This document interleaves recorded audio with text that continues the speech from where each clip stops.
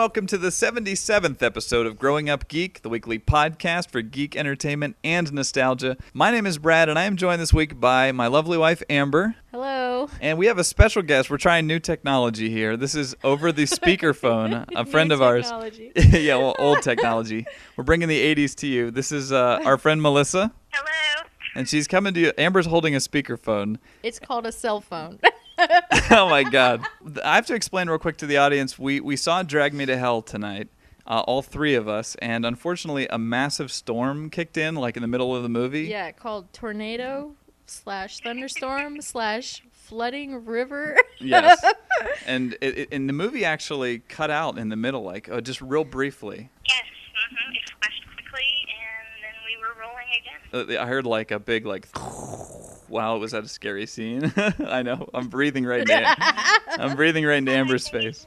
Yeah, but because of all that, it's basically flooding around here, and so Melissa had to go home. So we're doing this over the power of the cell phone. I'm sure this idea has never come to anybody else. So you wouldn't know it to listen to her, but Melissa is a big horror fan, and so we figured, yes, we figured we would. You wouldn't know? Well, she sounds. They sound so sweet and innocent. Exactly, and then she's into weird serial killers and stuff. Yep. No, I figured we could not only talk about the movie, but also it leads us to think about some growing up experiences with horror films and things. But before we get into that, let's talk about the film. I want to go around and just get everybody's quick impressions, starting with you, Amber. What did you think? Oh, I start first. From the non-horror movie watcher. Yeah. I even told Melissa before the movie started that she is exceeding my limit of watching one scary movie a year. It's kind of our tradition, because we already watched The Strangers like 6 months ago, and I was like, why are you making me watch this? But I thought the movie, coming from me, who gets scared by everything, was really not scary. Okay.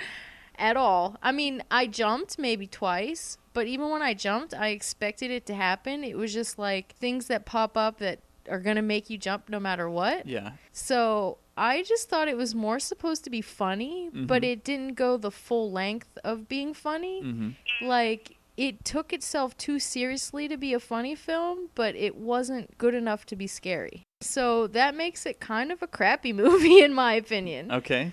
So, well, they're not advertising it as funny. I think a lot of people don't expect that it's funny. Yeah, but I think it needs to be one or the other. Yeah.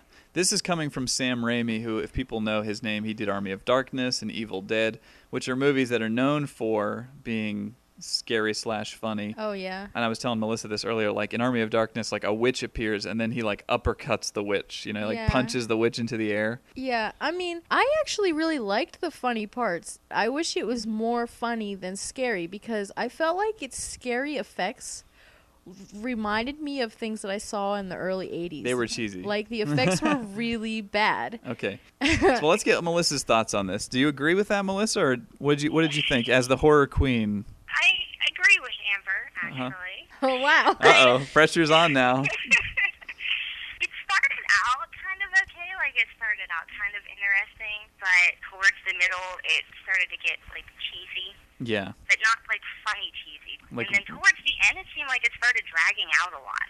Okay. I don't really want to give scenes away, but yeah, I thought they were kind of wrapping it up, and then it kept going on, and it was not up to my standards. Oh, no. Well, your standards are quite high, so we will say that. I agree. So you guys should probably expect me to say that. But from the scariness aspect, I imagine this didn't put any dents in you at all. Absolutely not. I didn't jump. Yeah, well, I was going to say, during The Strangers, you didn't jump, and I was like... She doesn't jump at all, which drives me crazy because I get scared at everything, and when we watch The Strangers, like, no joke, Melissa probably got really annoyed by me, but the whole movie I was like, no, you are not. No, don't you dare. And she's just sitting there straight-faced. Yeah. Like, and I want to come back to this, the techniques we all use when we're scared and things. I want to come back to that. But let me just real quickly give my thoughts. I guess I liked it more than you two. But I do feel like for all of the hype, especially in the geek community, there's a lot of people who love Sam Raimi that are saying, oh, it's a return to the Evil Dead and everything. And I did notice his car, his trademarked car, which is in every movie he's done. Was it the old lady's car? Yeah, including Spider-Man. Oh. If you remember in Spider-Man, his uncle's car. Yeah. Oh, okay. So that's kind of cool, and I could see people getting excited. Oh, he's back. But the cheesy, like rubber mask type stuff, I was really surprised. There's particularly one point where a character is in midair and is obviously wires. Yeah. It's really bad. That to me, I thought of Poltergeist or something, or Poltergeist 2 or something. Poltergeist pulls it off better than this movie did. Yeah. Poltergeist is how old. It does, but it reminded me of that in the effects, like that dated. There are some new looking effects like CG that are okay, but then there's also some really old school cheese, and I think that probably hurts the film. But I loved some of the way that he relieved the tension with humor, because especially there's a dinner table scene in there where I was just like, I was on edge, but then the humor of it, like, it made me crack up, and I think that's a great way. Maybe I missed some of the tension. I didn't really. Well, that's where we're different. You know, I leave with a wet Melissa, seat. Melissa, it was like getting her feet massaged. All right. No tension whatsoever. But yeah, so I mean, for as clenched as I was during some parts, I thought it was great whenever I could laugh my way out of that. So I don't know. I would definitely consider this a above average horror film, just because, you know, it's so different from other things. Oh, and of course, relieving the tension, Melissa and I had two people sitting behind us. During the scary parts, they would scream at the screen and they'd yell stuff. And then 2 minutes later, they'd start making out. And then were they making out? The whole movie, they were making out, and I could hear it. And I was like, oh. Even if the movie is scary, all I can think of is these two stupid kids behind me. That was the scariest part. That was the scariest part, thinking of them. So let's talk about the way everybody deals with scary stuff. I don't know if, Melissa, I've ever seen you scared. Do you have a certain technique for dealing with stuff like that? I think I'm so used to the movie that I know when things are going to pop out. So I don't really get too tense, and I don't jump. You're not like a pillow over the face kind of person? No, just sit there with my arms crossed and ready to embrace the movie. For some reason, during my regular technique, because I'm blind as a bat without my glasses, and Amber hates this, but I'll lower my glasses slightly so that everything is blurry, and then I feel like they can't scare me as much that way. I saw him during this movie lowering his glasses, and it made me mad, so I jabbed him with my elbow. That was scarier. And then it happened right at the part where there was a scary part. So I felt kind of bad because I probably really freaked him out. For some reason, you lowered your glasses during this movie? Okay, one time. Yes, he did. I saw it. My main technique during this one, for some reason, was grabbing my own shirt. I was like hugging myself a little bit.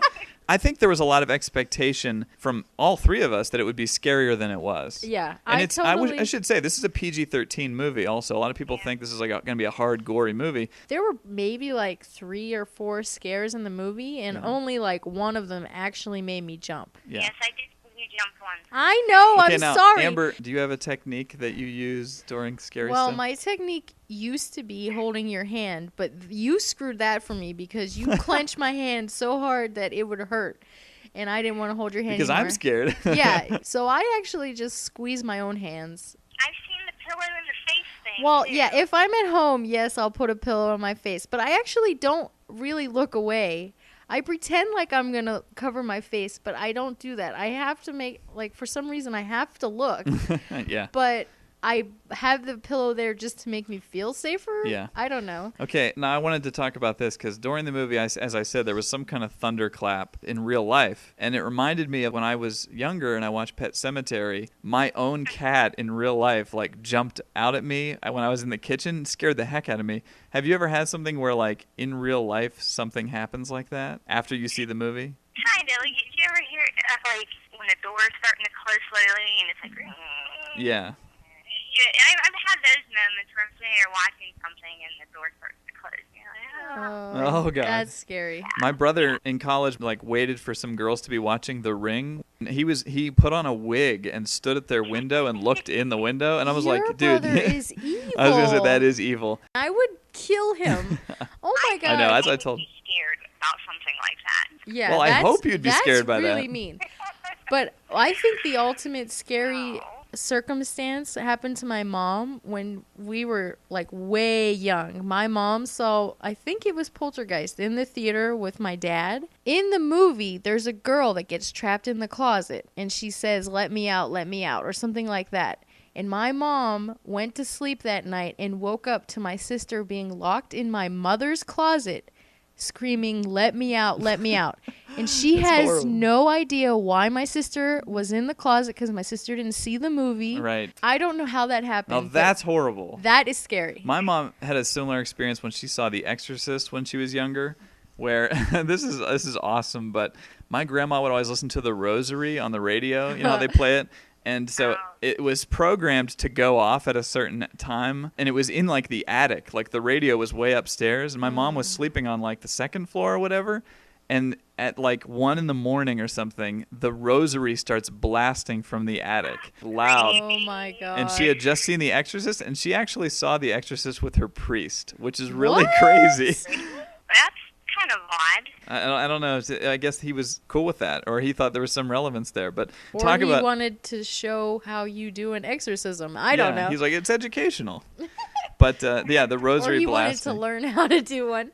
Oh, between boy. The cat jumping out, Piper in the closet, the creaking door, and the Rosary blasting, I feel like it's like a curse of horror films that you're going to hear something in real life. Maybe that's why we only watch one a year. Yeah, yeah. And I've already seen two. I'll work on that. We'll get some more in. So let's talk about that. Melissa's a veteran of the horror genre, so you're more qualified to answer this. But what would be some of your top scariest movies?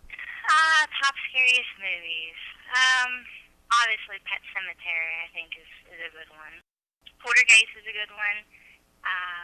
The Shining. The Shining is actually my favorite. Yeah. Is that the one that scared you the most, or do you just think it's the best movie? The best. I can't really say that any of them really... Oh, my God, you're awesome. I'm sorry. I would say Pet Sematary would be the most scariest. Yes, that to me is the scariest movie of all time. Rob hadn't seen that, and it was on when Rob came and stayed with me once, that was on. I was like, oh, this will be pretty dated. But that skinny sister in the attic stuff, when she's walking towards the screen with her skinny, bony back, my skin was just crawling up and down my neck, and I'm like, that must be what people mean when they say their skin crawled. Yep. That movie is bad. The scene of her laying in bed and her back is really twisted. Ugh.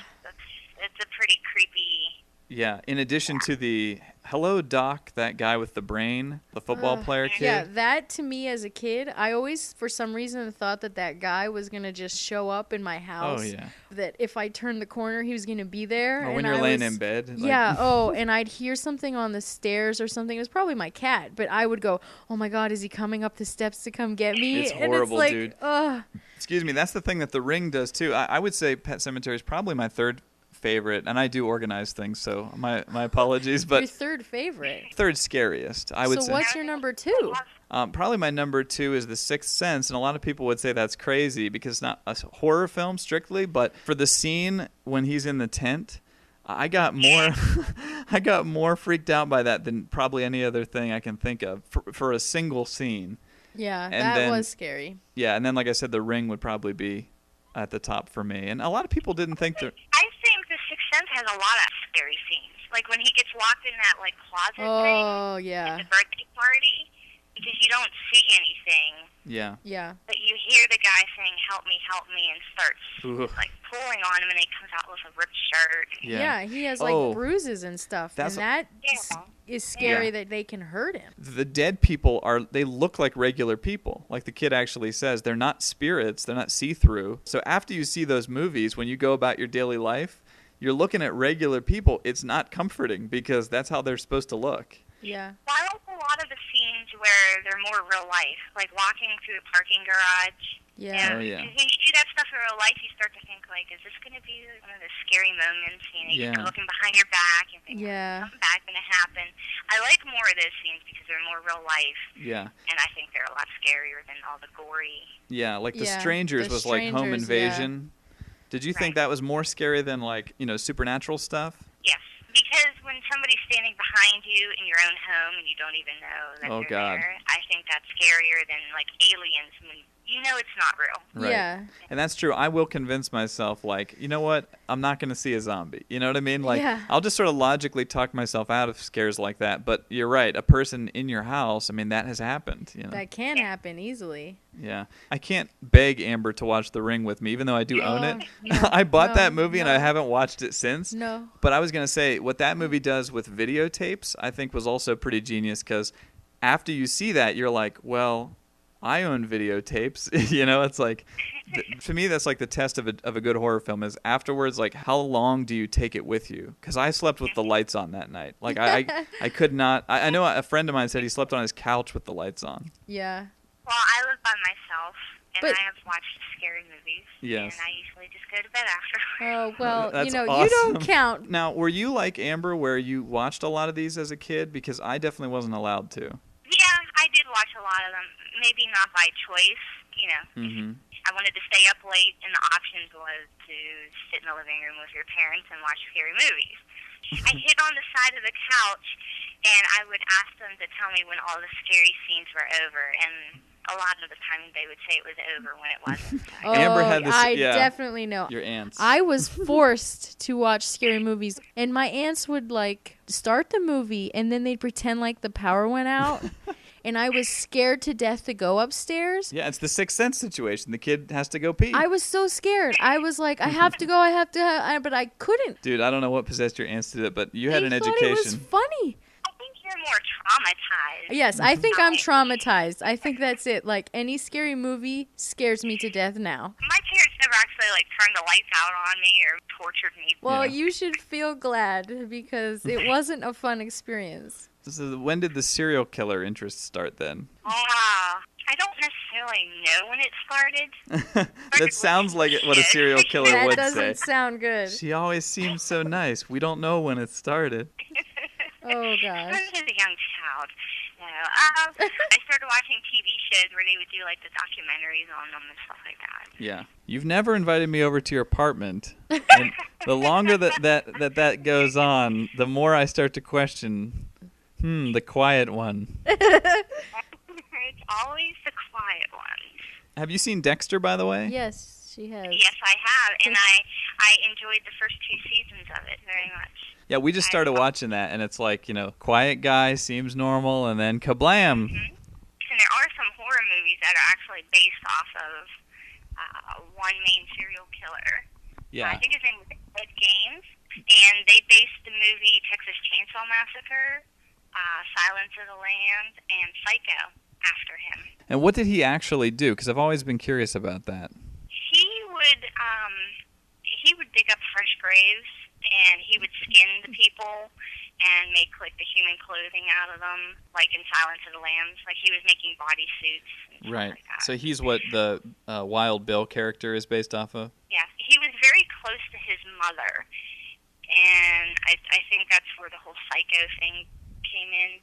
Right. He was almost like dressing like her and closed off like half his house where she lived and died. Like, it's really creepy. Have you? And in Texas Chainsaw Massacre, he, I think, killed 2 people at his house and actually like hung them up and like butchered them. Yeah. Ugh. When I'm disturbed is when I'm like watching a movie like Final Destination with a friend, and somebody gets their head cut off, and that person yells, "Yeah!" Like, I was like, "Yeah," because if my head gets ever cut off, dude, I hope that you'll help me out. Well, I don't think anyone can help you out, but I know there's a lot more hardcore movies out there that show like people like really getting tortured. Not really something that I really care for. I'm kind of glad to hear that, as your friend, that you don't enjoy people being brutally tortured. Because then we'd have to. Unless you come to my apartment. Uh-oh. she says that's what she's supposed to say, Brad. Oh, yeah, that's rehearsed answers. She's reading that off of a sheet right now. There's a great YouTube video that I watched this week that's like the Mentos commercial mixed with Saw, and at the end it pauses whenever they're like screaming and shouting with like blood on them, and it says "The Fresh Maker." It's like, it's wacky. And believe it or not, in real life, I cannot stand blood. I cannot stand gory stuff. I cannot. Oh, okay. I can't handle anything. I can barely handle getting shots. Yeah, my dad gets real pale whenever there's shots. I can handle the movies. So you draw you just live out your fantasies on the film. on the small screen. That's what you think. That's she has to say that, like she says. We'll see. And a lot of those types of people are abused and either physically or sexually and all that. And no friends or their family doesn't really talk to them. So there's all kind of issues. There you go. A great place to end the show. We'll just leave it there. No. It's like when we get to a human suit, I think is when we have to stop recording. It's sort of in my contract there. Oh God, what contracts? The deal with the devil. He's gonna drag my butt to hell. For some reason, I've been saying "drag me to hell" a lot in the past week. I love that title. You just like being cheesy. I love the title card of the movie too. It's very 80s. It's like "Pa-na-na." Yeah, like the title in the beginning and the very end was actually quite funny, and then the movie wasn't actually that funny. So, but there was some great. Would you guys at least admit there were some great moments? Yeah, there were a couple, and I wouldn't say they were great. I just say they were a little humorous. I love this tagline on the poster. A couple of little humorous moments, says Melissa. I didn't like it. I'm sorry to hear that. I'm sorry, Melissa. I dragged everyone to drag me to hell, and apparently it dragged on. So it really did. The dragging. It dragged us to hell. Yes, you did. And I think that's where we have to leave it, actually. It's all Brad's fault. It's all my fault, as always. So that's some thoughts on Drag Me to Hell. I do think probably the scariest thing that we saw today was not during the movie, but before we saw it, when the nasty weather was starting, we walked by a Rent-A-Center that had speakers blasting "I Wanna Sex You Up." Is that Color Me Bad? Yes, I think it is. And at first Melissa was like, oh, no, here's an old school jam. And then the more we kind of processed that and sat and thought about it, it's like, is that the best song to be playing outside the Rent-A-Center? There was just a lone guy inside. Plus, the furniture is rented. I'll just tell you that. That's just not good. It was just woo, woo, woo, woo, with a guy, like, lonely sitting there by his couch. And I was like, God. Sir, are you involved with the furniture? I don't. Is this his jam? Is this what he says to his furniture? I don't know. I hope not. Oh my God. Speaking of serial killers, right there. Maybe that's the true sign. Yeah, maybe. Actually, I probably would have had more enjoyment going into the Rent-A-Center watching the movie. I was almost thrown in. There you go. Slam on you, Brad. Slam on me. Well, maybe I'll pick a better one next time. Maybe. But hey, if you grew up geek like I did, not these two necessarily, and you would like to send us an email and let us know some of your memories, you may do so. Our website is growing-up-geek.com. And you can also follow Rob on Twitter throughout the week at twitter.com/GUGRob. I think that's going to do it. So thank you once again. My name is Brad. I'm Amber. And I'm Melissa. And we'll see you next week.